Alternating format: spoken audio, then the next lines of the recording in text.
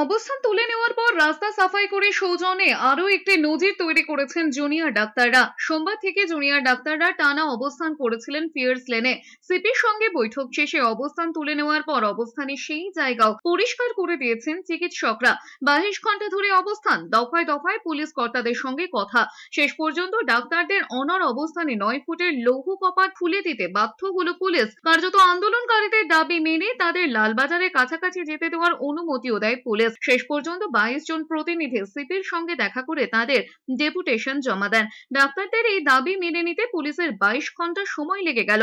সোমবার বিকেলে শুরু হওয়া জুনিয়র ডাক্তারদের লালবাজার অভিযান পিয়ার্স লেনেই থামিয়ে দিয়েছিল পুলিশ। তারপর থেকেই রাস্তাতেই বসে চলে টানা প্রতিবাদ, গানের স্লোগানে রাস্তাতেই রাত জাগেন জুনিয়র ডাক্তাররা। রাত যত বেড়েছে ততই বেড়েছে আন্দোলনের আঁচ। এরপর সকাল থেকে দুপুর গড়ায়, তার মধ্যে দফায় দফায় পুলিশ কর্তারা আন্দোলনকারীদের সঙ্গে কথা বলেছেন, কিন্তু কোনো আশ্বাসে মাথা নোয়ায়নি জুনিয়র ডাক্তাররা। শেষ পর্যন্ত ডাক্তারদের রাজপথ দখলের আন্দোলনের কাছে নতি স্বীকার করে 9 ফুটের লোহার ব্যারিকেড খুলে দিয়েছে পুলিশ।